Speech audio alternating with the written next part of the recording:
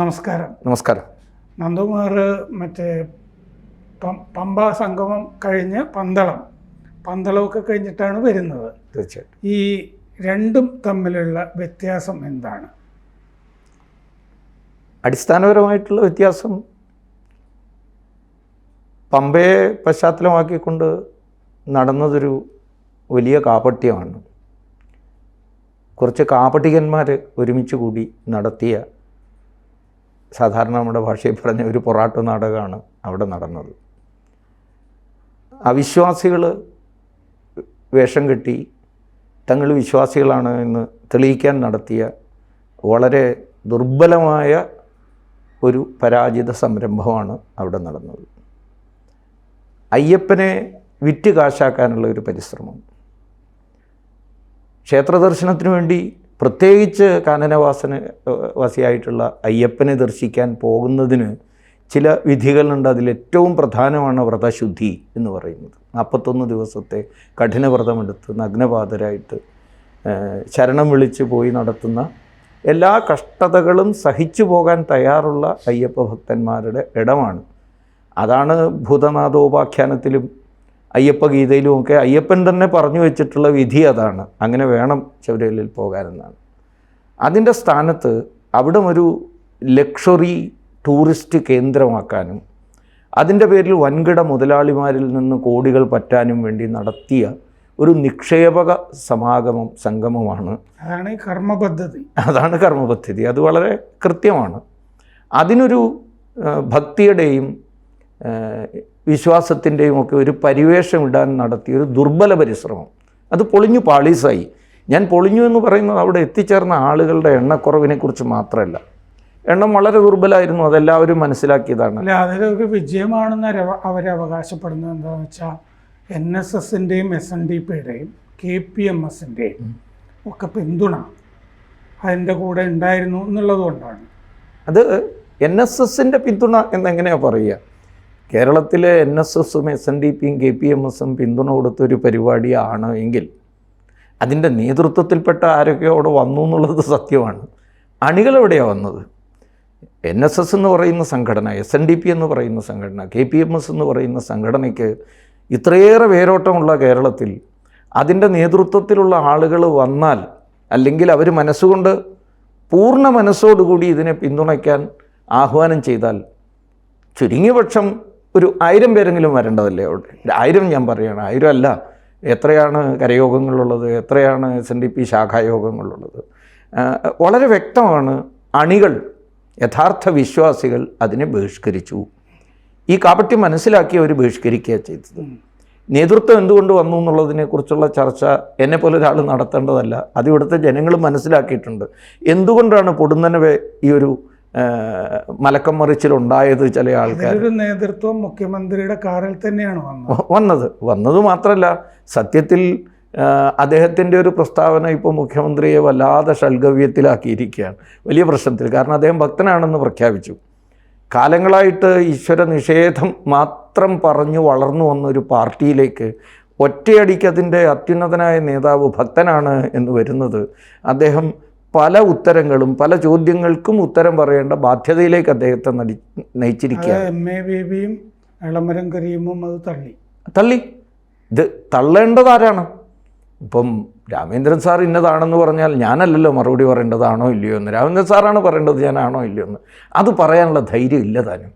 ഇപ്പം ഈ പുറത്ത് കാണിക്കുന്ന ഈ കപട ധൈര്യം, വാക്കുകളിൽ കാണിക്കാൻ ശ്രമിക്കുന്ന നാട്യങ്ങൾ. അങ്ങേക്ക് എന്താണ് തോന്നുന്നത്? ഈ മുഖ്യമന്ത്രിക്ക് ഈയിടെ എങ്ങാനും ഈ ജ്യോത്സ്യന്മാരെയൊക്കെ കണ്ടിട്ട് ഒരു സനാതനധർമ്മ താല്പര്യം വന്നുകൂടിയിരിക്കാൻ സാധ്യതയില്ലേ? അങ്ങനെയാണ് പൊതുവിലൂടെ ചർച്ച കേൾക്കുന്നത്. അദ്ദേഹത്തിന് ചെയ്യുന്നതെല്ലാം പിഴയ്ക്കുന്നതായിട്ട് തോന്നുന്നുണ്ട്. പിന്നെ വലിയൊരു അന്ധാളിപ്പും പരിഭ്രമവും മനസ്സിലുണ്ട്. ആ ദ്വന്ദ്ം അദ്ദേഹം അനുഭവിക്കുന്നുണ്ട് വല്ലാതെ. അതെന്തുകൊണ്ടാണ്? അത് അന്ധാളിപ്പ് സംബന്ധമാണോ അല്ലാത്തതാണോ? ഒരല്പം താൻ വിശ്വസിച്ചു പോന്നിരുന്ന കാര്യങ്ങളല്ല ശരിയെന്ന് തോന്നുക. അതും ഈ പ്രായത്തിൽ. കാലം ഇത്രയും ചെയ്തു പോകുന്നത് മുഴുവൻ തെറ്റാണ് എന്ന് ഒരു പകുതി പ്രജ്ഞ പറയുന്നു. മറുപകുതി പ്രജ്ഞയിൽ ഞാൻ ഇതിൽ തന്നെ നിൽക്കണം, ഇനി എങ്ങോട്ട് പോകാനെന്നുള്ളൊരു ചിന്ത.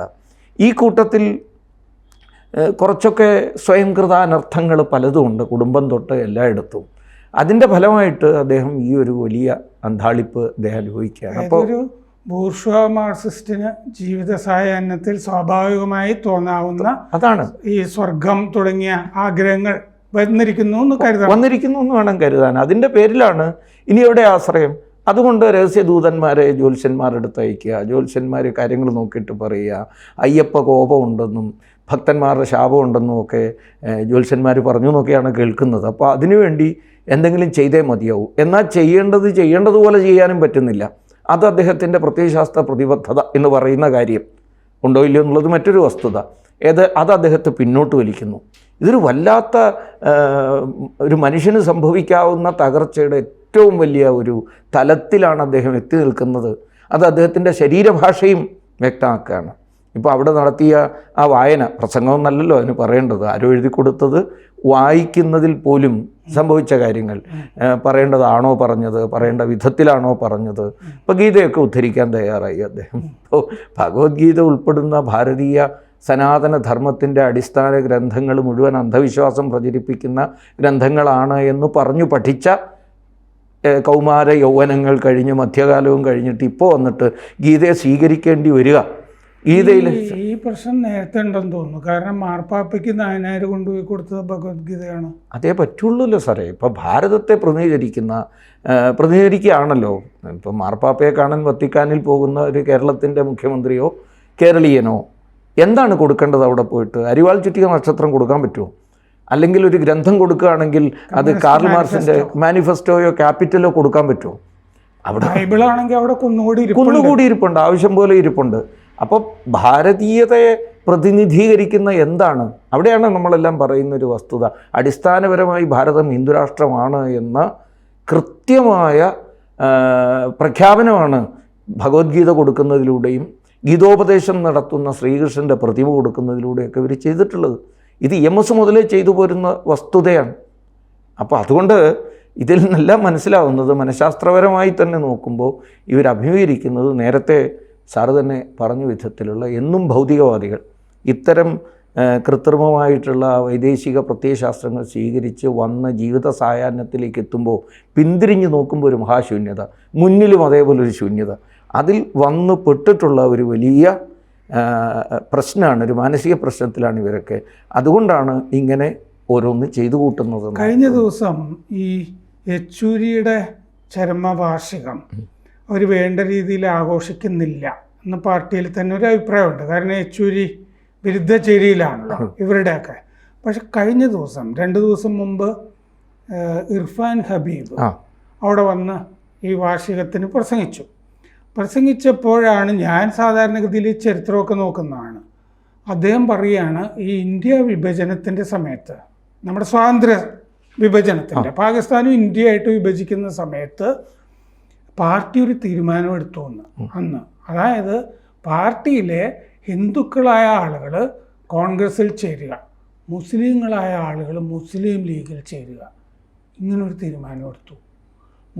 അപ്പോൾ ഇർഫാൻ ഹബീബ് ചോദിക്കുകയാണ്, മുസ്ലിം ലീഗ് വർഗീയ കക്ഷിയല്ലേ, നമ്മളെങ്ങനെ അങ്ങനെ ഒരു തീരുമാനമെടുത്തു?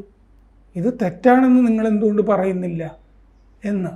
അപ്പോൾ അന്നും ചിന്തിക്കുമ്പോൾ എന്നെ ഈ ഞെട്ടിച്ചത് എന്താണെന്ന് വെച്ചാൽ, പാർട്ടിയിലുള്ള ഹിന്ദുക്കൾ എന്നൊരു വർത്തമാനം ഉണ്ട്, കൃത്യമായി പറഞ്ഞിട്ടുണ്ട്. എന്ന് മാത്രമല്ല, അന്ന് പാർട്ടിയുടെ മനുഷ്യരാ നമ്മളെല്ലാം കൂടി ഇങ്ങനെ ചേരണം, ആ ഭാഗത്തുള്ള ഒരു പാകിസ്ഥാനി പൊക്കമെന്നല്ല പറഞ്ഞത്, ജാതിയും മതവും തന്നെയാണ് പറഞ്ഞിരിക്കുന്നത്. ഇപ്പോൾ ട്രാജിക് സ്റ്റോറി ഓഫ് പാർട്ടീഷൻ, RSSൻ്റെ ഒരു മുതിർന്ന പ്രവർത്തകനായ HV ശേഷാദ്രി, അദ്ദേഹം കന്നഡ സാഹിത്യത്തിലൊക്കെ സാഹിത്യ അക്കാദമി അവാർഡ് പോലും നേടിയ സംഘത്തിൻ്റെ ഒരു പ്രചാരകനാണ്. അപൂർവം സംഘ കാര്യകർത്താക്കന്മാർക്ക് അങ്ങനെ കിട്ടാറുള്ളൂ. അദ്ദേഹത്തിൻ്റെ ഹൊസബെർലു എന്ന് പറയുന്ന ഗ്രന്ഥം, അത് അവിടുത്തെ സാഹിത്യ അക്കാദമി അവാർഡ് പോലും കിട്ടിയിട്ടുള്ള ഗ്രന്ഥമാണ്. അദ്ദേഹം എഴുതിയൊരു ചരിത്ര പുസ്തകമാണ് ട്രാജിക് സ്റ്റോറി ഓഫ് പാർട്ടീഷൻ, വിഭജനത്തിൻ്റെ ദുരന്തകഥ എന്ന് പറഞ്ഞ് കുരുക്ഷേത്ര പബ്ലിഷ് ചെയ്തിട്ടുണ്ട് മലയാളത്തിൽ. അതിൽ ആ കാലത്തെ കമ്മ്യൂണിസ്റ്റ് ചതിയെക്കുറിച്ച്, പ്രത്യേകിച്ച് വിഭജനം നടക്കണം എന്ന ദൃഢമായ നിശ്ചയം അവരുടെ മനസ്സിലുണ്ടായിരുന്നു. അതുകൊണ്ടാണല്ലോ അങ്ങും വായിച്ചിട്ടുണ്ടാവും, പീപ്പിൾസ് വാറിൽ പേര് വെച്ചെഴുതിയ എഡിറ്റോറിയൽ PC ജോഷി അവിഭക്ത കമ്മ്യൂണിസ്റ്റ് പ്രസ്ഥാനത്തിൻ്റെ ജനറൽ സെക്രട്ടറി പറഞ്ഞ ഒരു വാചകം വളരെ പ്രധാനപ്പെട്ടതാണ്. Pakistan is an inalienable right of Muslims as swaraj is right of us all എന്ന് പറഞ്ഞിട്ടാണ് ആ ലേഖനം തുടങ്ങുന്നത്. അതായത് പാകിസ്ഥാൻ മുസ്ലിങ്ങളുടെ ഒരു അനന്യമായ അവകാശമാണ്. അപ്പോൾ ആ അവകാശം പറഞ്ഞു കൂട്ടത്തിൽ അത് പറഞ്ഞ് മുന്നോട്ട് വരുമ്പോൾ അദ്ദേഹം സൂചിപ്പിക്കുന്ന മറ്റൊരു വസ്തുത അത് കൂടുതൽ അപകടകരമാണ്. എങ്ങനെയാണ് ഇവർ ഭാരതത്തെ വിഭജിക്കാൻ ആഗ്രഹിച്ചത്, ബാൽക്കനൈസ് ചെയ്യാൻ ശ്രമിച്ചതെന്നുള്ളതിന് അവിടെ അദ്ദേഹം സിഖുകാരെ അഭിസംബോധന ചെയ്യുന്നുണ്ട്. സാർ വായിച്ചിട്ടുള്ളതിൻ്റെ ഓർമ്മയുണ്ടാവും. അടുത്ത 2-3 വരി കഴിയുമ്പോൾ അദ്ദേഹം പറയുന്നത്, മൈ സിഖ് ബ്രദറൻ, നിങ്ങളുടെയും പ്രശ്നങ്ങളുണ്ട്, എൻ്റെ സിഖ് സഹോദരങ്ങൾ, നിങ്ങൾക്കും പ്രശ്നങ്ങളുണ്ട്. പക്ഷേ നിങ്ങളുടെ പ്രശ്നം നിങ്ങൾക്ക് ഒറ്റയ്ക്ക് പരിഹരിക്കാൻ പറ്റില്ല. You are not as strong as Muslim minority. നിങ്ങളും മൈനോറിറ്റിയാണ്, അവരും മൈനോറിറ്റിയാണ്, പക്ഷേ അവരോളം കരുത്തരല്ല. അപ്പം നിങ്ങളുടെ പ്രശ്നം ഇപ്പോൾ പരിഹരിക്കാൻ ഏറ്റവും യുക്തമായ മാർഗം, you please join hands with Muslims. അപ്പോൾ പഞ്ചാബ് വേറെയാകണമെന്ന് പോലും അന്ന് ആഗ്രഹിച്ചു. അപ്പോൾ ഹിന്ദുക്കളായിട്ടുള്ളവരെ കോൺഗ്രസ് വിടലോ, മുസ്ലിങ്ങളായിട്ടുള്ളവരെ മുസ്ലിം ലീഗിൽ വിടലോ മാത്രമല്ല, സിഖുകാരായിട്ടുള്ള ആളുകളോട് പൊതു സിഖ് സമൂഹം, അങ്ങനെ സിഖുകൾ ഒരു ഹർകിഷൻ സിംഗ് സുർജിത്തൊക്കെ അല്ലാതെ മുഴുവൻ സിഖ് സമാജവും അവരുടെ കൂടെ ഉണ്ടായിരുന്നില്ല. അപ്പോൾ പക്ഷേ പഞ്ചാബിലെ സിഖുകാരോട് പറയുകയാണ്, നിങ്ങളുടെ പ്രശ്നം പരിഹരിക്കാൻ in order to solve your grievances you have to join hands with more strong Muslim minority. കാരണം അതിർത്തിയിലാണ്. എത്ര ഇതുപോലെ ഈ മുസ്ലിമിൽ ചേരാൻ പറഞ്ഞതിൻ്റെ കാരണവും വെളിവാക്കുന്നുണ്ട്. ഇവരുടെ കേന്ദ്ര കമ്മിറ്റി യോഗങ്ങളിലെ ചർച്ചകളിൽ പറയുന്നുണ്ട്, മുസ്ലിങ്ങൾ ദുരാഷ്ട്രവാദം ഉന്നയിക്കുന്നു ജിന്ന, പക്ഷേ അവർക്കിത് നടപ്പിലാക്കത്തക്ക വിധത്തിലുള്ള വേരോട്ടമില്ല ഗ്രാമപ്രദേശങ്ങളിലേക്ക്. അതുകൊണ്ട് സഖാക്കളായിട്ടുള്ള മുസ്ലിങ്ങൾ, കർഷകരായിട്ടുള്ള മുസ്ലിങ്ങൾ, കർഷക സമൂഹത്തിൻ്റെ ഇടയിൽ മുസ്ലിം ലീഗിന് സാന്നിധ്യമില്ല, യുവാക്കളുടെയും വിദ്യാർത്ഥികളുടെയും ഇടയിൽ വേണ്ടത്ര വേരോട്ടമില്ല. അതുകൊണ്ട് നമുക്കുള്ള ബലം മുസ്ലിങ്ങളായിട്ടുള്ള അംഗങ്ങൾ അതാത് പ്രദേശങ്ങളിൽ അതാത് വിഭാഗങ്ങളിൽ മുസ്ലിങ്ങളോട് സഹകരിച്ച് പ്രവർത്തിക്കുക. എത്ര ഹീനവും എത്ര ക്രൂരവുമായിട്ടുള്ള തീരുമാനമാണെന്ന് നോക്കൂ.